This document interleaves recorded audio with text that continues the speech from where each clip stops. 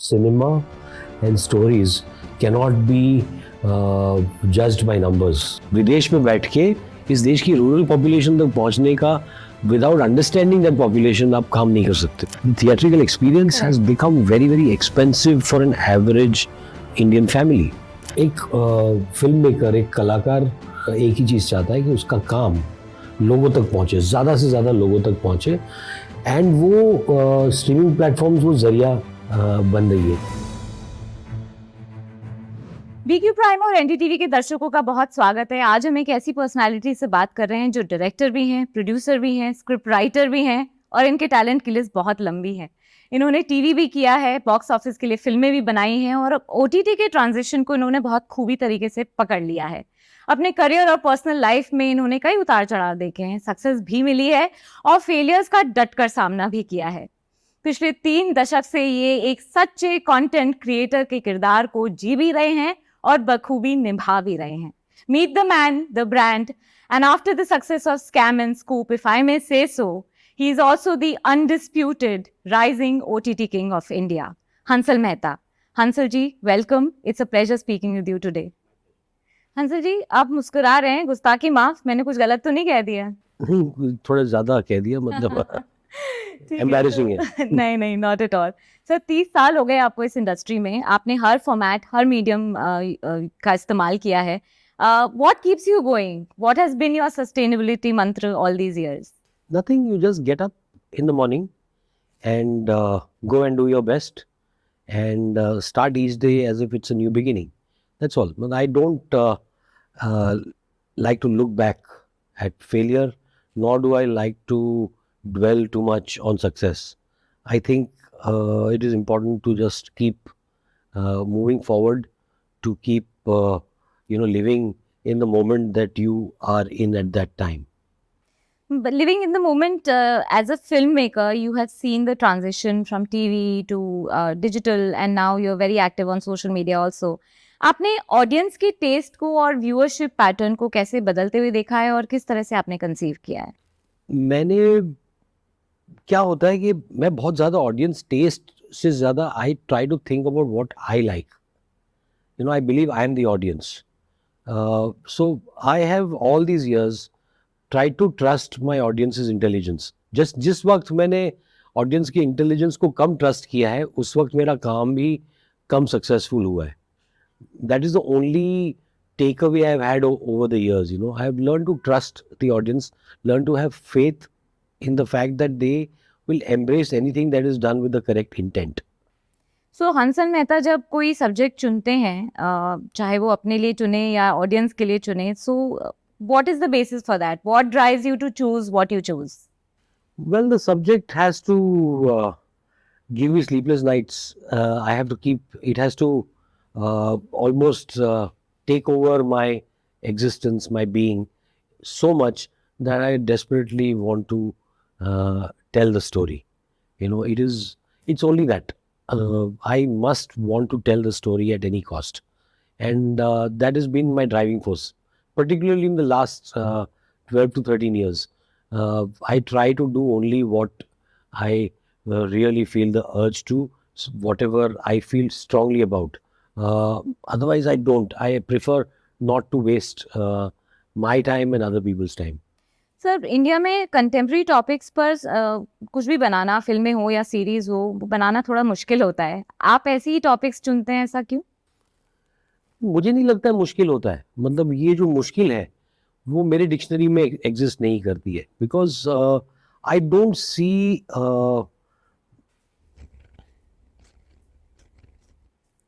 Tyson is here. Hello Tyson. I don't see any subject as difficult or easy. I just believe कि जो मुझे कहना है, what I believe in, and anything that is narrated with the correct intent. And the intent is never to sensationalize. Intent is never to capitalize. The intent is to tell the story in the most honest way possible.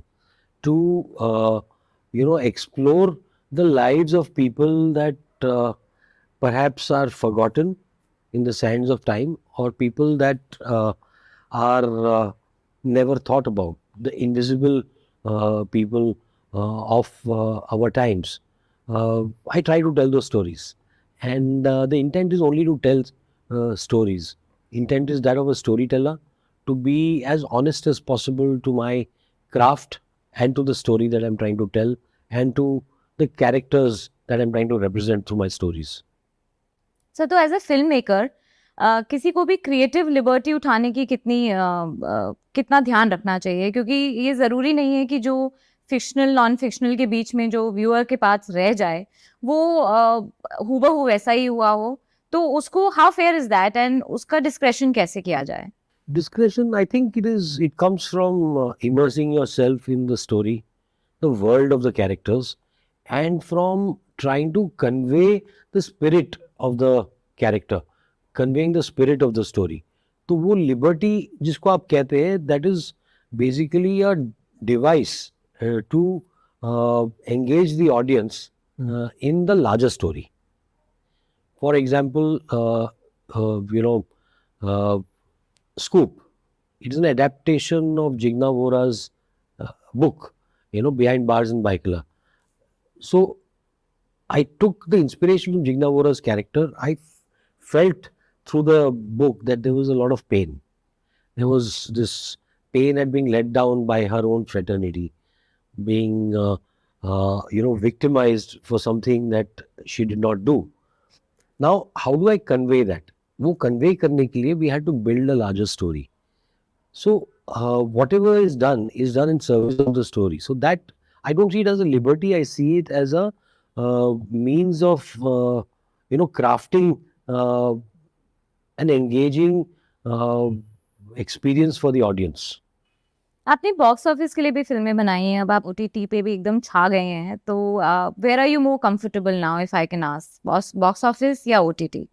Well, I'm not. I've never been comfortable with the word box office. I don't have a particularly, romantic relationship with the box office because I believe that cinema and stories cannot be judged by numbers. The numbers, budgets, collections are best left to those who have invested in the film. My films have never lost money because there are a variety of revenues that any work of art can generate. And very often in that race for the weekend numbers, we forget that the film is made at a certain budget and its recovery is based on that. Correct. तो हम मतलब सब चीज़ों को एक ही playing field में डाल देते हैं and we forget that these are stories, these are film makers, this is an art. And तो I find it very reductive. I find box office very very reductive. I have seen a lot of success on OTT, जो जिसको आप कह सकते हो कि hit, whether it's Scam, whether it's Scoop. So yeah, I enjoy telling stories for OTT. सो आपने एक audience शायद ओटीटी पे अपना बना लिया है और Hope so. आपको लगता है कि आप इसी पे आगे फोकस करेंगे, क्योंकि इंटरेस्टिंगली आपकी जो बॉक्स ऑफिस की फिल्में थी वो अब ओटीटी पे ज्यादा अच्छा कर रही हैं. Correct me if I am wrong. They found their audience. They found a larger audience on the streaming platforms. And I think एक फिल्म मेकर, एक कलाकार एक ही चीज़ चाहता है कि उसका काम लोगों तक पहुँचे, ज़्यादा से ज़्यादा लोगों तक पहुँचे. एंड वो स्ट्रीमिंग प्लेटफॉर्म्स वो ज़रिया बन रही है कि अगर थिएटर में कम लोग गए हैं, क्योंकि थिएटर में लोगों को जाने के लिए बहुत मोटिवेशन आज की डेट में चाहिए. The theatrical experience has become very very expensive for an average Indian family. कितने लोग 700-800 रुपये की टिकट, कितने लोग उतना महंगा पॉपकॉर्न, इतनी महंगी बेवरेजेस अफोर्ड कर सकते हैं. तो वो बहुत ही सोच समझ के साल में गिने चुने 3-4 फिल्मों को देखने परिवार समेत चले जाएंगे थिएटर. बाकी फिल्मों के लिए उनके पास पैसे नहीं होते हैं. सर पर पिछले साल 100 करोड़ के करीब करीब मूवी टिकट्स बिके हैं. तो आपको लगता है कि ये 100 करोड़ क्या है इस इतने बड़े देश में? करेक्ट. 100 करोड़ कुछ नहीं है. मतलब मैं मानता हूँ कि the market is much larger. The number of tickets that can be sold, the footfalls can be much larger if we focus on cinema as an art and the theaters as a medium of exhibiting a work of art, हमने उनको F&B outlet बना दिया है. We have made them into an expensive restaurant.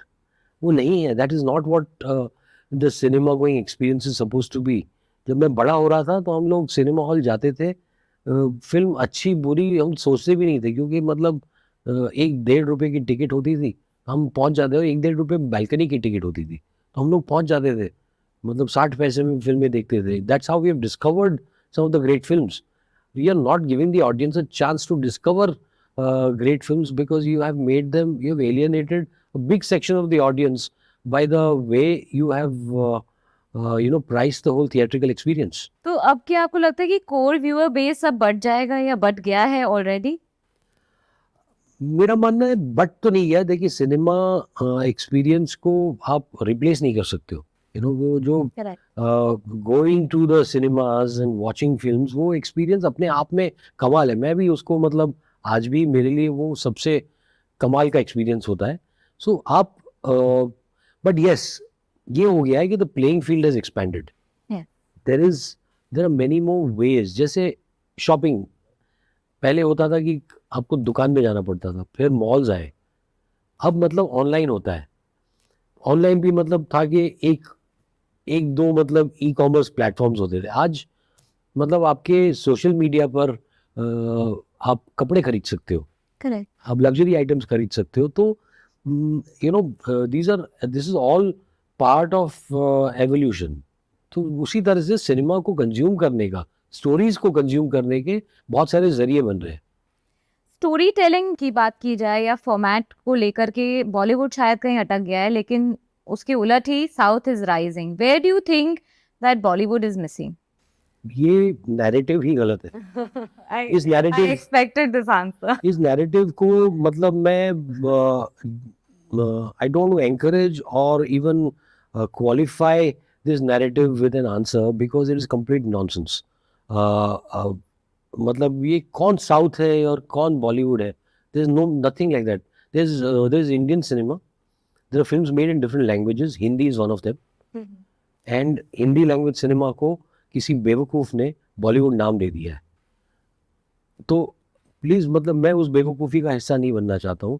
और ये जो narrative है ना कि साउथ की फिल्में चल रही है, वो look at their cinema, look at the way they are making films. भाई, अच्छी फिल्म चलती है और बुरी फिल्म नहीं चलती है. उनकी कितनी फिल्म नहीं चली है, किसी ने पूछा है?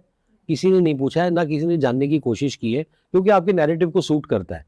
एक स्टूपिड सा नैरेटिव सूट करता है, तो इसलिए मतलब एक कह दिया लोगों ने. तो I am not even going to qualify this. OTT के ट्रेंड को आप कैसे देखते हैं? What is the future? Any challenges जो आपको दिख रहे हैं? चैलेंजेस ही OTT के आते ही मतलब हमने बहुत देर से हमने वो जो लॉन्ग फॉर्मेट स्टोरी टेलिंग है जी. कि जो 6, 8, 10 एपिसोड में एक पूरी कहानी को कहते हैं, कुछ 3 सीज़न पर 4 सीज़न पर फैलते हुए, मतलब पूरी लंबी कहानी को कहने का जो एक क्राफ्ट है, उस क्राफ्ट को हम सीख रहे हैं फिलहाल. So we are all in that curve in which we are learning. क्योंकि internationally they've had, for years they've had HBO. Their television channels have been making these limited episode long form series. We have just begun to have our moment. 2017 में Sacred Games I, and that's when we actually began to have our long format moment. And हम अभी भी सीख रहे हैं. It's only 5-6 years since the long form has sort of taken off in our country. And I'm just excited as a filmmaker कि मुझे इस तरीके से कहानी कहने का मौका मिल रहा है कि मुझे उसमें एक टाइम का बंधन नहीं है. मैं कहानी को पूरी तरह से ज़्यादा कैरेक्टर्स के साथ एक रिच तरीके से उस कहानी को बता सकूं. पर एक चैलेंज ओटीटी में ज़रूर है, वो है सब्सक्रिप्शन मॉडल. वो कहीं स्टकअप हो जाता है. आपको लगता है ये सस्टेनेबल होगा, या आगे चल के जो फ्यूचर है वो एडवर्टाइजिंग से ही डोमिनेट किया जाएगा, या एडवर्टाइजिंग रेवेन्यू मॉडल को लेके आएंगे? I don't know. I think the subscription models will get recalibrated. There'll be a lot of recalibration. And अब कैसा recalibration होगा मुझे नहीं पता है, because it's Netflix is the big daddy of the subscription model. and the market has learned from them, and now they are learning from the market. Different people have evolved different kinds of models. तो उससे वो लोग सीख रहे हैं. I think वो adaptation is the name of the game. जैसे उन्होंने पासवर्ड शेयरिंग पर कैप लगा कैप लगाया है, plus advertising, part advertising, part password sharing. So वो सारे जो subscription models, they are increasing their base by doing that. I just think जैसे theaters have become unaffordable, I just hope OTT platforms don't become unaffordable for the consumers. जैसे US में मैं था, मैं देख रहा था लास्ट ईयर, सीइंग कि मतलब इतने सारे उधर प्लेटफॉर्म्स हैं, उनको सब्सक्राइब करने में आदमी कंगाल हो जाए. वो बहुत महंगे हैं. some of the subscriptions are very very expensive. नहीं तो धीरे धीरे अब हमारे भी ऐसे सब्सक्रिप्शन बढ़ ही रहे हैं. India by the way मतलब is perhaps the cheapest in the world Correct. right now, and I think जिस क्वालिटी का कंटेंट हम दे रहे हैं OTT पर आज की डेट में, I think the consumer is getting more than is money is worth. मैं बस यही चाहता हूँ कि ये जो हम बनाते हैं उसका पेनिट्रेशन जितना टीवी का है in the tier 2 and tier 3 cities, वो मतलब बढ़े. प्रॉब्लम क्या होता है कि यहाँ पर platforms, streaming platforms are run from big cities, and the big cities focus on those other big cities. वो एक corporate office में बैठ के strategies बनाते to reach the audience, but they are not fully in touch with how to reach The master audience. the audience in the rural markets. They have to learn from TV that level of penetration. Google, Ben और Temasek की अभी एक report आई थी जिसमें उन्होंने predict किया है कि अगले 7 साल में 6 फोल्ड ग्रोथ होगा. $1 ट्रिलियन के आसपास का ये अनुमान उन्होंने लगाया. और उनका ये बहुत स्पेसिफिकली मानना है कि जो रूरल पेनिट्रेशन है वो 6 फोल्ड बढ़ेगा, 5 to 6 टाइम्स उसका पेनिट्रेशन बढ़ेगा. और OTT का जो सब्सक्रिप्शन है वो भी वहीं से आएगा. Correct. Yeah, so that is a valid point. Well, that has been something traditionally. FMCG companies, multinationals, have struggled with reaching rural markets always, and I'm seeing a similar pattern with OTT consumption. Okay, there's a struggle to reach those markets because we don't understand them. We don't know how, the micro marketing जो होती है, वो micro marketing हम किस तरह से करें. How do we reach them, how do we give them a model जिसमें मतलब पूरी कम्युनिटी बैठ के एक साथ में स्ट्रीमिंग का लुत्फ उठाए. वो शायद हर हाउस होल्ड अफोर्ड ना कर पाए, शायद हर हाउस होल्ड में उस तरह का टीवी, स्मार्ट टीवी ना हो. तो वो जो कम्युनिटी व्यूइंग एक्सपीरियंस को हम किस तरह से ऑडियंसेस तक ले जा सकते हैं, उसके लिए थोड़ा सा मतलब there has to be a little bit of a reality check from the people who run the platforms or who strategize this kind of reach. आप विदेश में बैठ के इस देश की रूरल पॉपुलेशन तक पहुंचने का without understanding that population आप काम नहीं कर सकते. So you think that internet economy will play a very big role? Absolutely, it's already playing a big role. You see the the penetration of mobile phones in India. I mean, the density of mobile phones is largest anywhere in the world. And if that is the case, then content should be consumed with the same amount of density.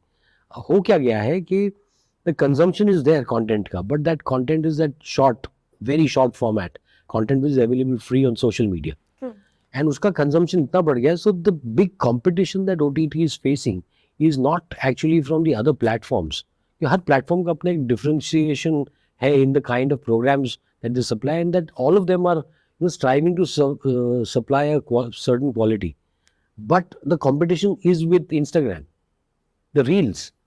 The competition is with the TikTok kind of videos. So वो competition को आप कैसे combat करोगे? How will you engage with an audience that is busy scrolling up and down watching 30 seconds for the same amount of time that they would spend binging on a scam or a scoop? Correct. तो हमारा competition उसके साथ है और वो हमें realise करना ज़रूरी है। Do you read a lot और आपको खाना बनाने का भी बहुत शौक है. अभी फिलहाल क्या पढ़ रहे हैं आप? फिलहाल कुछ नहीं पढ़ रहा हूँ मतलब मैं फिलहाल स्क्रिप्ट्स पढ़ रहा हूँ। How do you manage your time with reading? I mean कोई पैटर्न आप फॉलो करते हैं या वेल आपको ताज्जुब होगा, ये यहाँ जितनी किताबें रखी हुई, they all food books. They're all food books. So it is my greatest relaxation is reading books on food. And मतलब हर हफ्ते 3-4 नई नई किताबें आती है. एंड मतलब मैं फूड की रीडिंग में भी इट्स वेरी बेसिक रीडिंग में रेसिपीज पढ़ता हूँ. I read them, I try to imagine कि कैसे बनेगी. तो अगर आप रियल लाइफ स्टोरी नहीं पढ़ रहे हैं अभी किसी की, स्कैम और स्कूप जैसे, तो क्या आप खाना खजाना रिवाइव करने वाले हैं? कोई चैनल लेके आने वाले हैं या कोई सीरीज चालू करने वाले हैं? वेल हमेशा मैं मतलब कब से सबको प्रपोज कर रहा हूँ. मैंने नेटफ्लिक्स को बहुत बार कहा कि भाई शेफ्स टेबल इंडिया अगर आप बनाते हो तो मुझे पिच करने देना to shoot it. I am also Sanjeev Kapoor के साथ बातचीत हो रही है टू मेक हिज बायोग्राफी. उसमें दुविधा ये है कि उस बायोग्राफी में मेरा भी कैरेक्टर होगा, तो वो थोड़ा सा मेरे लिए एक दुविधा है कि मैं अपने आप पर मतलब वो मैंने बायोग्राफीज शूट बनाई है, मुझे ऑटोबायोग्राफी बनाने नहीं आता है. आपकी लाइफ का सबसे बड़ा इंस्पिरेशन क्या है? मेरी लाइफ का सबसे बड़ा inspiration I think is family. वाह. Family. It's just having them around, I think, is uh, a source of great courage, inspiration, and a reminder that, with all the ups and downs in life, there's one thing that is permanent. That is the love of your dear ones. What scares you most? सबसे बड़ा डर क्या है आपका? कि मैं film making भूल जाऊंगा. Get up in the morning और मुझे कुछ नहीं पता होगा.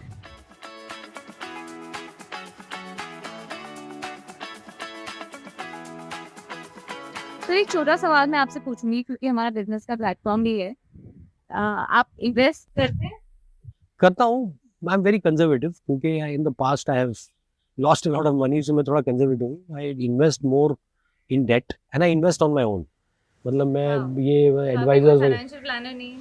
बातें करता रहता हूँ, लेकिन मतलब मैंने I understand it quite well and I know कि मैं रिस्क कितना अपना लेना चाहता हूँ. सो मैं I can interpret the graphs. मेरी वाइफ काफ़ी अच्छी है इन्वेस्टमेंट में, सो मैं I ask her also and I invest more in debt. Currently I am more invested in debt. Return कम है लेकिन इट्स सेफ. एक जो बेसिक सेफ्टी होती है, आई बिलीव कि बच्चों के एजुकेशन के लिए और उसके लिए you should keep a fund in a safe place. And उसके ऊपर एक है अमाउंट जिसमें मैं रिस्क खेलता रहता हूँ, विच इज़ थोड़ा सा यूएस स्टॉक मार्केट्स में मैंने I have invested in those ETFs. ETFs में इन्वेस्ट किया है. Then there is little bit some money I put in through venture capital fund. थोड़ा सा small amounts of money. तो वो those are that is the amount of money that I have कि भाई गया तो गया. Okay. हाँ. So you are a avid risk taker also and very conservatively. I'm risk averse, but I decide on the risk कि इतना पैसा, because I have lost money, so much money in the past कि losing money doesn't scare me. but you have to be disciplined when you invest in the So market. I'm fairly disciplined. मतलब है थोड़ा, there's a certain recklessness in my spending on traveling and on certain luxuries, on spending on the kitchen, but it's a gift I give to myself. If I'm working hard, if I'm earning money, so those are the things I like. घड़ी मुझे अच्छी लगती है. Like, so I've invested in watches. So it's actually an investment. All my watches are now, more expensive than when I bought them. So their market value is up. So थोड़ा सा watch market में थोड़ा बहुत समझने लगा हूँ, but I buy them because they look good. आप लोग का काम बहुत ग्लैमरस होता है सर, और कभी पैसा आता है कभी पैसा नहीं आता है. आपकी फाइनेंशियल लाइफ को प्री स्कैम पोस्ट स्कैम में भी अगर डिवाइड किया जाए, how do you manage your money? I'm very, I've not been very great with managing money in the past. I've made films very often with my own money, with the money borrowed from people, with money from my family, and it has landed me into constant, cycles of debt, to which I have very uh, fastidiously tried to, get rid of. And yes, in the last few years, there has been little more money. So I'm a bit careful with it. I'm not very uh, crazy about spending it. But yes, I like to enjoy my money. जो भी पैसा है, I enjoy it. I like watches. I like traveling. And I like traveling well. I like staying in good places. And I collect too many appliances. So मतलब my kitchen is full of appliances. My family, my house, they are tired of the amount of things I buy for the kitchen. तो invest और investment से related एक छोटा सा और एक सवाल है। मुंबई के गुड़गांव वेस्ट में आपका एक घर है, पुणे में भी आपके घर की प्रॉपर्टी है, अलीबाग में है, लोनावला के पास भी आपका एक घर है। ये सब आपको कहाँ से यहाँ पता चला? आप इनकम टैक्स में काम करते हो? सर स्कूप हमारे पास ही होती है, लेके आई हूँ मैं। तो यहाँ आप रेंट पे रहते हैं, ऐसा क्यों? मतलब ऐसा कोई हमने बहुत पहले डिसाइड किया था। I have a house in Bombay, I have a house in near Alibag. It's not exactly इन अलीबाग, अलीबाग से थोड़ा बाहर है। वो घर बन रहा है, it is just being made right now. वो थोड़ा सा टाइम लगेगा उसको। एंड मैंने डिसाइड किया कि मुझे जहाँ रहना है रहूँगा, लेकिन मैं रहने के लिए स्ट्रेस नहीं लूँगा कि मतलब EMI भरनी है, ये करना है, वो करना है।